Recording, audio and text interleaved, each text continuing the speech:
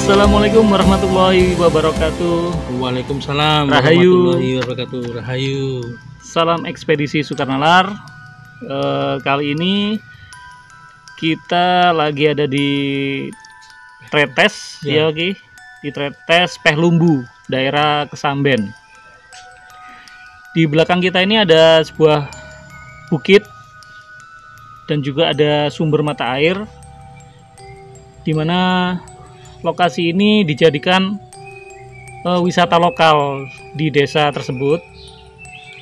Tapi kondisinya sekarang tempat wisata ini sepi. Nggak tahu sepinya ini karena memang kurangnya perawatan dari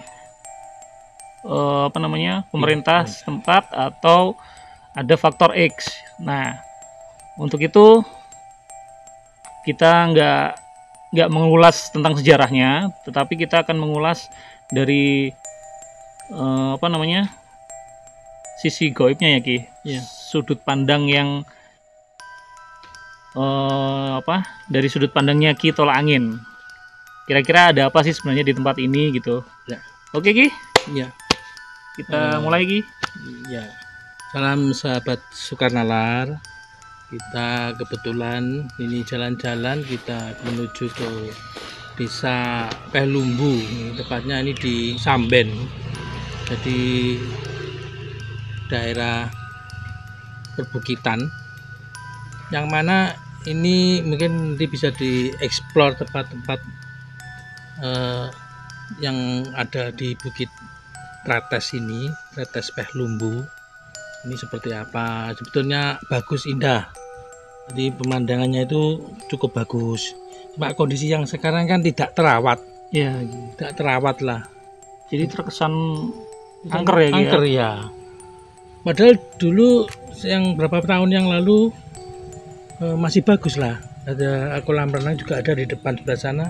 Kemudian sumbernya kan cukup jernih. Airnya cukup jernih, terus mengalir juga. Ikan-ikannya itu kelihatan jelas, kalau dari atas dilihat itu ikannya kelihatan banget. Kemudian kalau kita lihat dari segi anunya ya, ini menurut saya ini kenapa kok jadi sepi? Kenapa jadi sepi? Karena mungkin satu yaitu karena pengaruh COVID juga, pengunjung jadi dibatasi, kemudian sampai sepi. Itu mungkin ya pengaruhnya juga seperti itu. Kalau dari seginya gaibnya, alam astralnya itu seperti apa, kita akan coba dari depan dulu. Jadi setelah di sebelah sana, di depan kita itu ada kolam renang, baru dibangun. Tapi sudah tidak terpakai ya Ki ya? Sudah tidak terpakai. Pakai apa enggak ya, kita enggak tahu lah. Tapi kok sepi gitu loh. Sepi dan ya mungkin karena itulah, karena COVID dibatasi, nggak boleh mungkin ditutup. Kalau ke sini, kita ke belakang sini itu kan ada bukit naik. Itu naik sebenarnya kita ke puncak itu lebih bagus. Tapi bukan kondisinya medan yang cukup gini-gini, terlalu naiknya terjal lah. Jadi kita di bawah aja ya. Kita ngobrol di sini aja. Ya, itu mungkin apa yang bisa ditanyakan Mas Noven untuk lokasi seperti ini. Secara fisik Ki, ini bukit di belakang ini banyak pohon besar-besar Ki. Ya. Dan sepertinya bukan bukit sembarangan kayaknya Ki. Ya. Apakah di bukit belakang ini tuh ada sebuah kerajaan atau memang cuman sekedar tempat berkumpulnya makhluk-makhluk itu Ki? Ini kalau saya lihat dari kenapa bukit ini, kalau dibilang sebuah kerajaan bukan, tapi disakralkan oleh penduduk sini. Karena ada semacam tadi sejenis punden punden kecil gitu Punden ya. kecil ya, tapi dijadikan syarat-syarat desa ini untuk Sadran. sadran lah istilahnya, sadran untuk menghormati penghuni yang ada di sini, yang tidak kelihatan, yang astral, dan juga dijadikan kalau orang desa itu selamatan hajatan seperti apa harus apa, kulon nuwun ke desa sini. Di sini adalah sumber besar, kemudian yang ini saya lihat ya, banyak sosok penjaga dan pusaka juga ada di sini.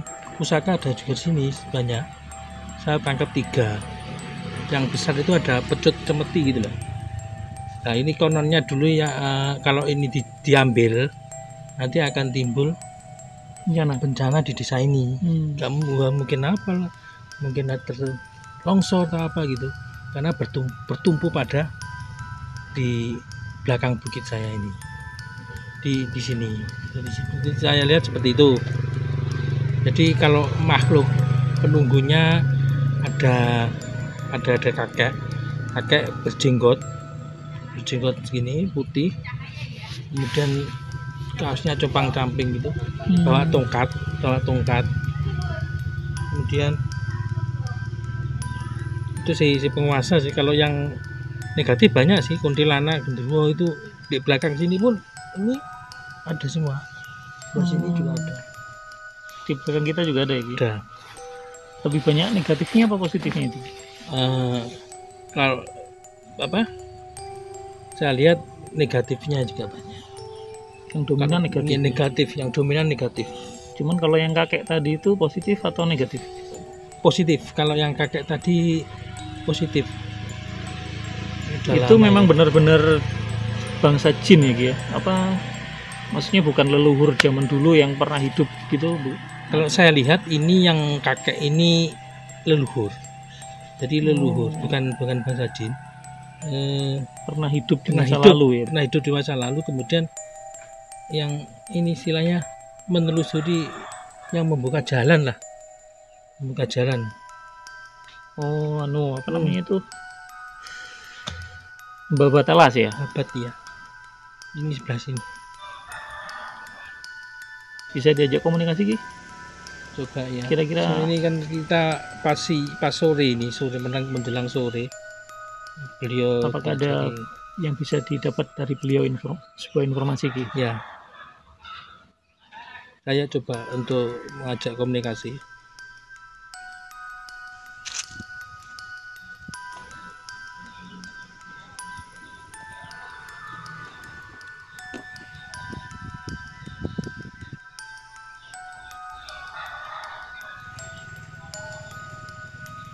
Waalaikumsalam. Beliau sempat menyapa dan bertanya, ono apa le? Dua kali ono apa le? Saya bilang saya sowan, saya ingin mengetahui bukit yang ada di belakang saya. Jawabannya kita dipersilakan. Saya tanya dia hidup di masa zamannya apa? Ini kisaran sudah Majapahitan. Waktu pembabat ini di Majapahit. Sendiri. Beliau menjawab sendiri babat jalan. Sampai turun temurun akhirnya jadilah desa ini. Ya, desa ini bertumbuh seperti itu. Terus coba saya tanya lagi ya.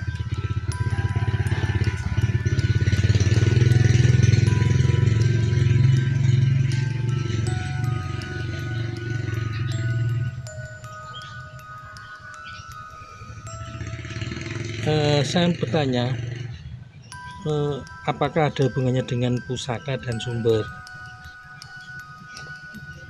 Ada. Kalau pusaka itu istilahnya buat menancapkan tumbal di sumber. Jadi beliau itu semasa dulu itu setelah berarti kan menemukan sumber dulu gitu loh. Yeah. Jadi menemukan sumber kemudian baru dibabat-babat. Beliau setelah mandi mensucikan diri, kemudian membawa pusaka. Pusaka itu kan cemeti besar. Mas apa kuningan, yang jelas warnanya kuning cahaya. Kemudian ditaruh di dekat sumber. Itu benar, kalau saya lihat itu energi memang di sini, di dekat sumber itu ada. Walaupun nanti ini diambil itu bahaya bagi desa ya. Ya, jadi biarkan ini tetap di sini, jangan mengambil barang apapun, istilahnya menarik benda pusaka yang ada di bukit ini, karena ada juga pengaruh di desa Lumbu gitu loh. Seperti itu yang saya tangkap. Terus kaitannya dengan sumber ini besar. Dia mengatakan sumber ini besar, dibuat pertanian berapapun tahun akan mencukupi. Ya, jadi sumber pangan istilahnya gini, untuk mengaliri berapa hektar sawah, yang kemudian padunya kan itu bisa kita konsumsi, kita makan. Jadi ini berapapun masih bisa gitu loh. Ya, seperti itu yang saya tangkap dari namanya. Beliau nggak boleh tahu. Ada pesan-pesan nggak dari beliau Ki untuk masyarakat sekitar? Ya, saya tanyakan. Akan tanyakan.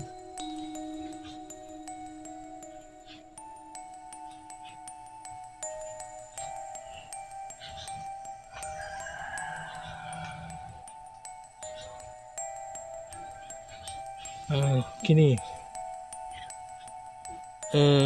beliau memberikan penjelasan bahwa untuk sumber ataupun wilayah tanah yang ada di sekitar bukit ini tolong dijadikan tempat yang bermanfaat, istilahnya dijaga sumber airnya, dijaga kelestariannya, kemudian untuk dibersihkan.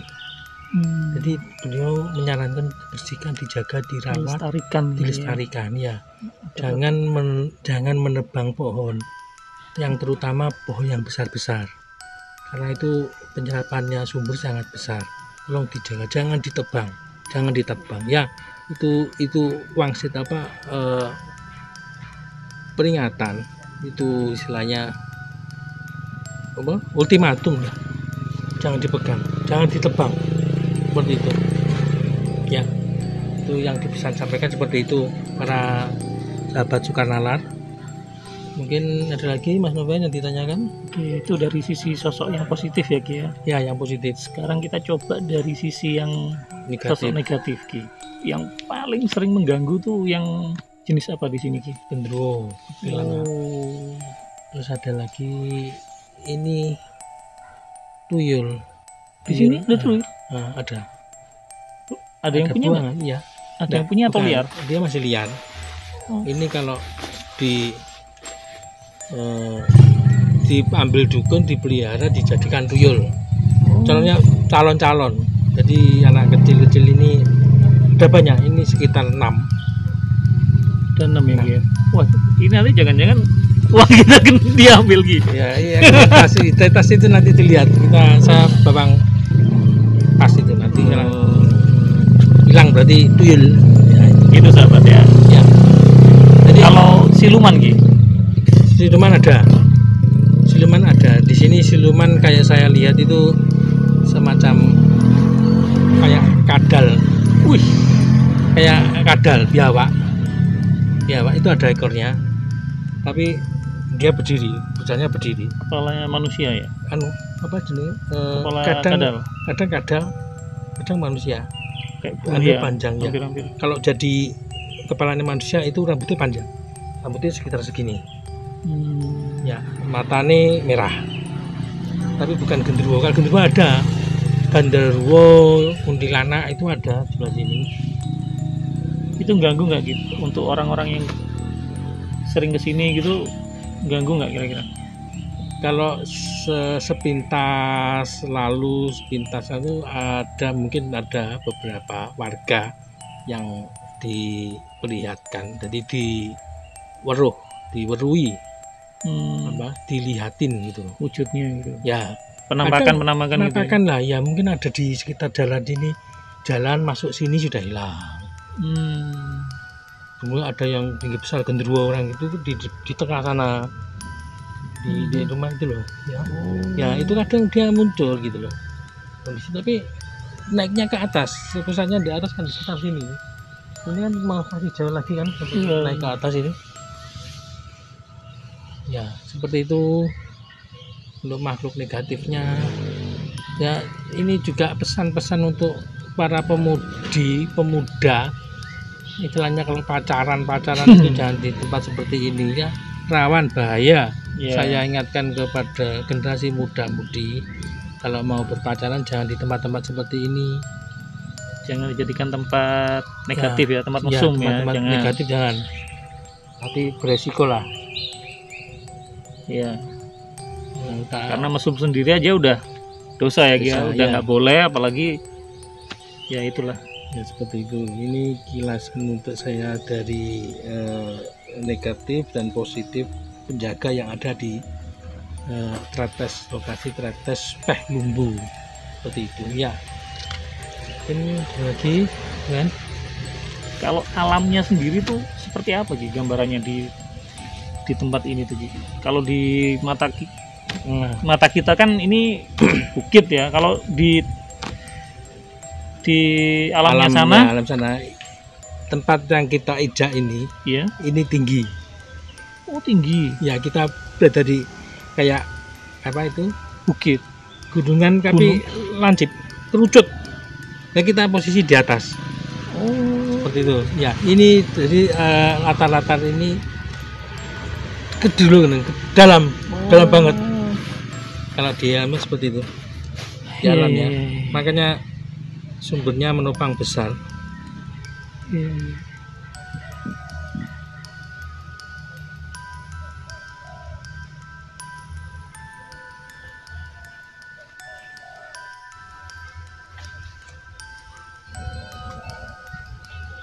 Kalau aliran sungai kelihatan deras ya karena sumber ini, jadi kerucut gini ya, kayak di putaran gini air terus turun ke bawah, kayak hampir ada air terjunnya loh.